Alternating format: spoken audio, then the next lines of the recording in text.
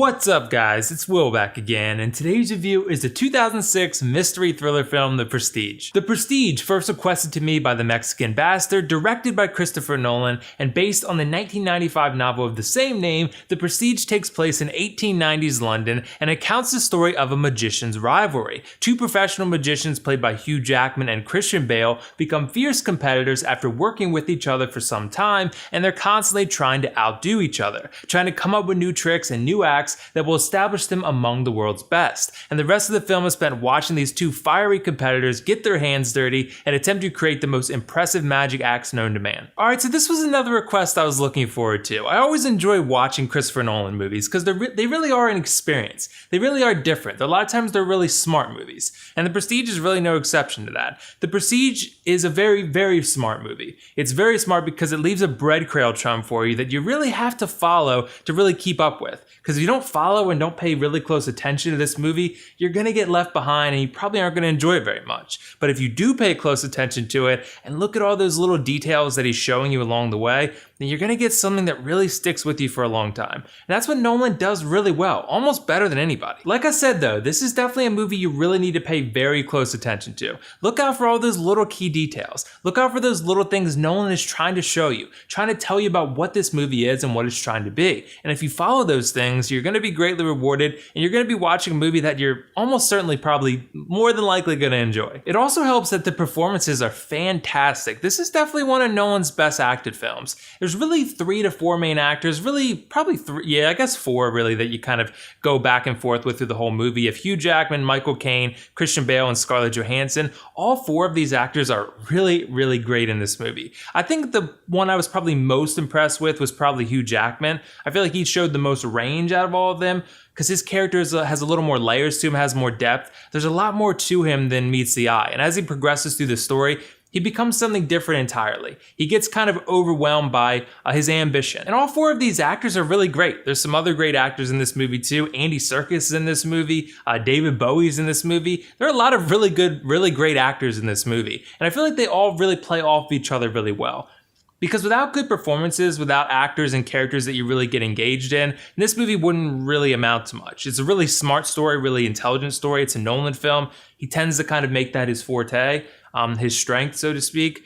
But the acting performances are a huge part of it. And really, you're spending, a little over 2 hours with these characters, and you really want to get to know these magicians. You really want to get to know their strengths, their weaknesses, where their insecurities are, why they're at odds with each other. That's really where the conflict of this story lies. 2 professional magicians trying to be the best they can be, trying to stomp on each other so they can get to achieve their goals, to achieve the highest level of magicianship in the world, try to be recognized for their work, try to get that audience applause. And it's really cool to have a film that kind of peeks behind the curtain to show you that showmanship and that competition and how fierce it can be for professionals, not just magicians, but really anyone in a professional field, any field that's really competitive. The magician is, the magic is just sort of a background, a backdrop for the story, but it's really nice to, drop the curtain and show what happens behind the scenes. What happens to these people when they're overwhelmed by their ambition, overwhelmed by their career goals, and what they'll do to achieve those goals. And that's something that I really, really liked about this movie. It really kind of, like I said, pulls down the curtain, shows you exactly what these people, what they're driven by, what they'll do to actually achieve their goals. And that's something that I really loved about this film. But yeah, I found myself really, really invested in these characters, really seeing all their strengths and weaknesses, like I said, their flaws, what kind of makes them tick. The good thing about this movie is that there is no good and bad guy. There's very much a moral ambiguity to this film. And that's present in, a number of Nolan films. I think that's kind of a stylistic choice on his part more often than not. Like a very deliberate, very concerted effort to kind of blur the lines between good and bad. You'll probably start to take sides at some point in the story, but generally the film tries not to take a side. The film tries to just kind of give you the information, hit you with the info and the story, and let you kind of make up your mind who is the most charismatic, who's the most believable, who has the least dirt on their shoes, so to speak. That's something that's really, really captivating about this film. I found myself really invested in that moral ambiguity and how the film doesn't take a side and really just has characters that are really, really flawed. Really flawed in a lot of different ways. They're, like I said, they're overwhelmed by that ambition and they let that competition get the best of them. And they start to do things that, at the beginning of the film, they wouldn't have done. They develop and start to unravel in some ways, and that was something that was really cool. This is generally a very engaging movie. I was very engaged with this story, and I really don't have any interest in magic. I mean, I've never had an interest in pulling a rabbit out of a hat or, following magic in any way, really. But I really became captivated by this story because it's about magic. Like I said, the magic is the backdrop, but it's really about the fierce competition. It's about the fierce competition between previous friends. Something divides them. And like I said, they're willing to step on each other and cut each other's throats basically to get where they want to get in their careers, to advance in their careers. So yeah, the relationship and the character building is really strong in this movie, one of the stronger aspects. But the ending is also really amazing. It's a really intelligent story, like I mentioned, a really smart story, and it knows exactly where it's going, and it tries to tell you where it's going without overtly giving you the answer to the direction it's going. It tries to hint at where it's going.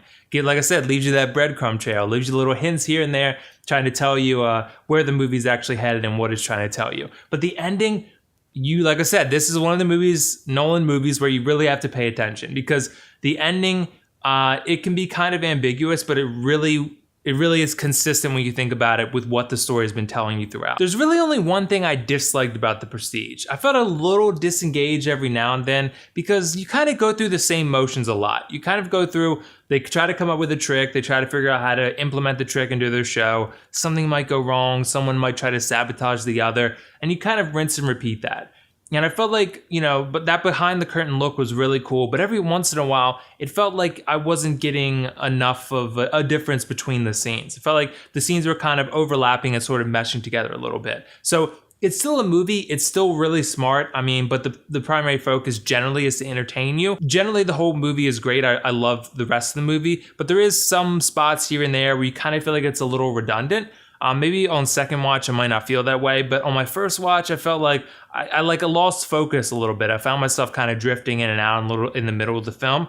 That's because, like I said, it just felt like we were kind of retreading the same area. But overall, I really enjoyed The Prestige. It's a movie that you really do need to pay close attention to, but I did love it for that. I thought it had a really unique, engaging, and intelligent story, great acting performances, awesome music, and a fantastic ending. As for the cons, I lost a little bit of my focus in the middle of the film. It felt a little bit repetitive there, but that's really the only bad thing I can say about it. I'm going to give The Prestige a 9 out of 10 and definitely recommend you check this one out. If you've enjoyed other Nolan works or other Nolan films and you're looking for a really engaging and smart movie, this one is probably for you. It's on Netflix for all interested. So have you guys seen The Prestige? What did you think of it? And if not, let me know why not. And also let me know your favorite Christopher Nolan film. There are a lot of really good choices, honestly.